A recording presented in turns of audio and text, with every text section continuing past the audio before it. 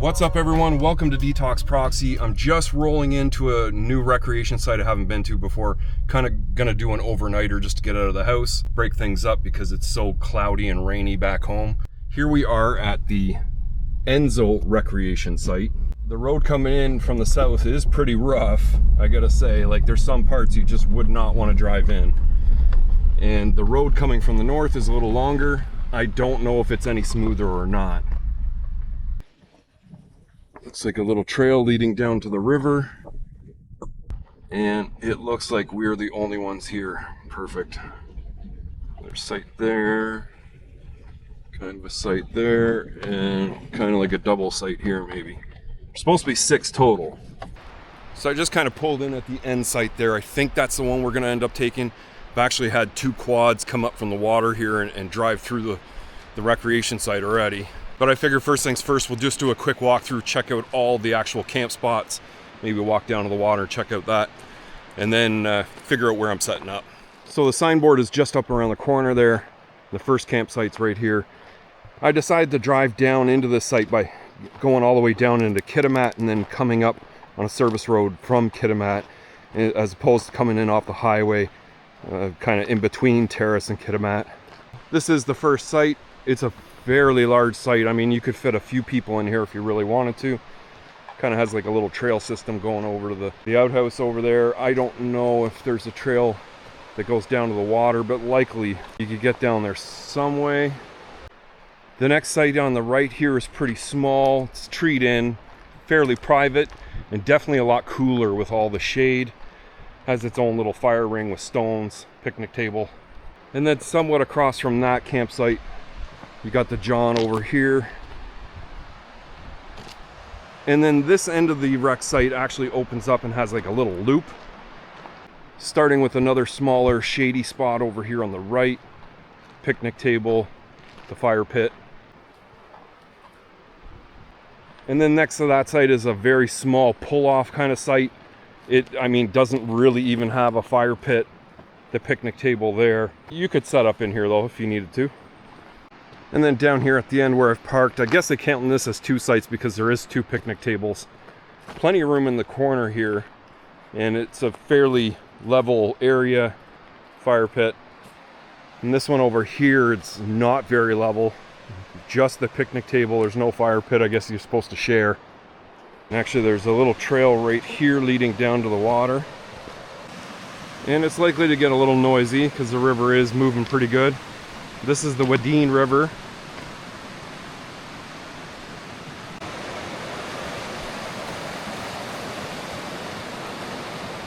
And then down over at this end, you got a fast running creek that runs right down into the river here.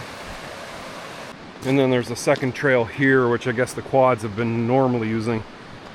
Quads and side-by-sides, I guess. And well, I don't know. Do you think I should risk driving the Forester down there, see if I can get a picture by the river? I've had a good look at the sites. I think I'm taking this one over here.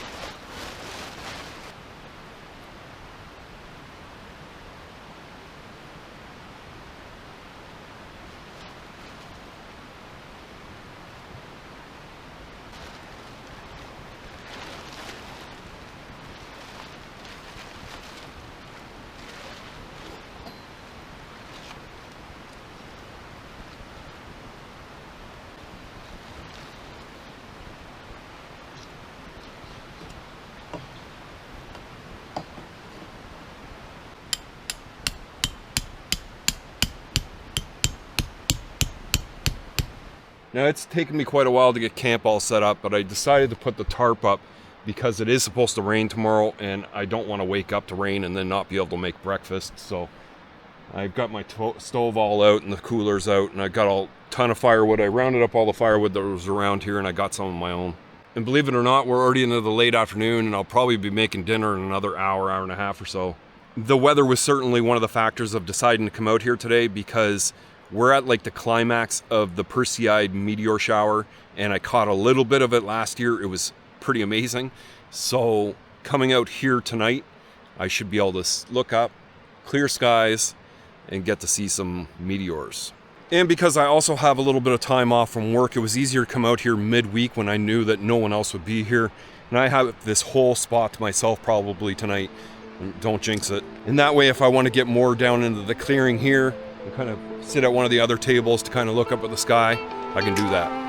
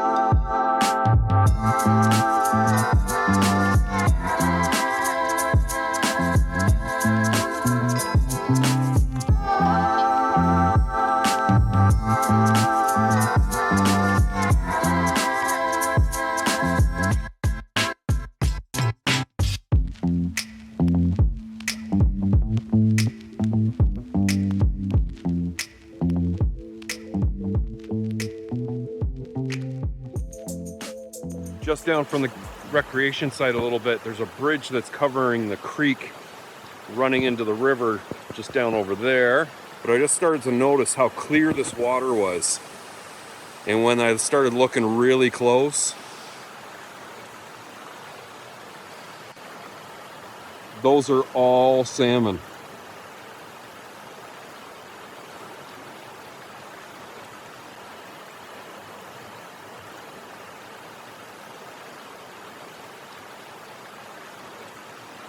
And I have no idea what the fishing regulations or restrictions are for these waters. That is probably considered a creek, so there's going to be some rules to begin with. But back at camp, and I'm thinking of getting some dinner started because the sun is starting to get a little bit low, and I'm going to get this fire started too because I could see the bugs are starting to come out.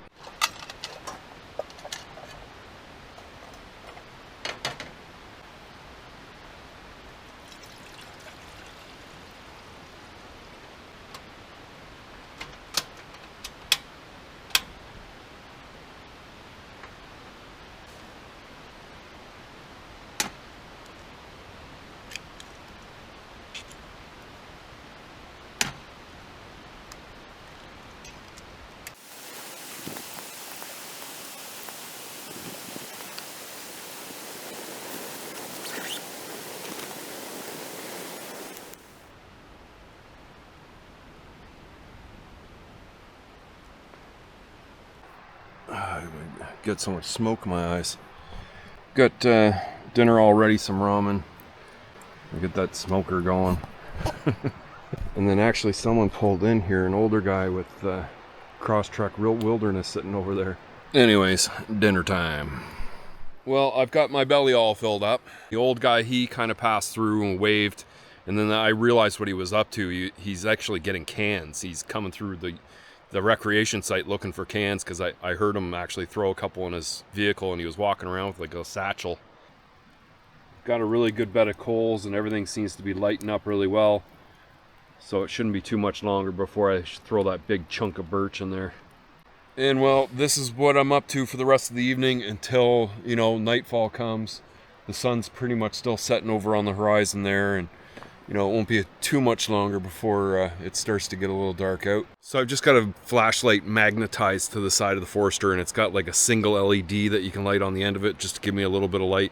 And I was playing around the settings to get the night mode on the camera, and I may have recorded this video up to this point in 1080. I'm not 100% sure. I was just kind of stoking up the fire and sitting up in the front there, kind of away from it to give me a little bit darker and looking up at the sky. And I wasn't seeing much of anything.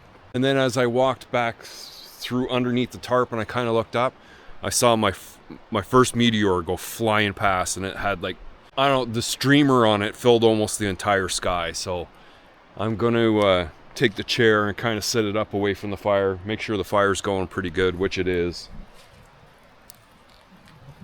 And it is only 11 o'clock, so I'm really hoping that I can catch a few more of these before I go to bed. Well, good morning. I was up pretty late last night, probably almost 1:30. I saw probably 6 good meteors last night, probably 4 other ones that were just like either not very bright or kind of in behind the trees or whatever. It was actually that first one that I mentioned on camera last night at like 11 o'clock. It was the biggest and brightest, or the closest one that filled up the whole sky. The other ones I saw were either a lot smaller or just shot through the sky really fast. Just awesome to see, though. I'm really glad that I came out and watched. There's just no chance I could have done that in Prince Rupert. Just the amount of cloud cover or fog or whatever would have been out last night. I mean, you look up at the sky, you can't even see stars, right? So my fire pretty much burned itself all the way out. I've just gotten it restarted with putting a bunch of twigs underneath that block and blowing. And it's just taken a little tiny bit of flame. Enough to get rid of some of the bugs this morning. Got some hot water brewing for coffee. I'll put some eggs on in a minute. The ham and eggs are all done, and I've got some bread in the grilling pan to try and toast it up a little bit. And something I picked up a little while back was one of these hot gloves so that I can pick up the cast pans and not burn myself. And then I figured in an emergency, if I have to reach into the fire to grab something and pull it out or something, I can use that. And there we are, a little Heroes Off-Grid breakfast. That's it for another recreation site adventure and review. The Enso recreation site is quite large, it's got lots of space. Some of the sites need some work, obviously. And I'm sure the river and the creek have excellent fishing opportunities. It's actually probably the reason I would end up coming back to Enso recreation site. But I'm all packed up and ready to go. Make sure to like, share, and subscribe. And we'll see you next time.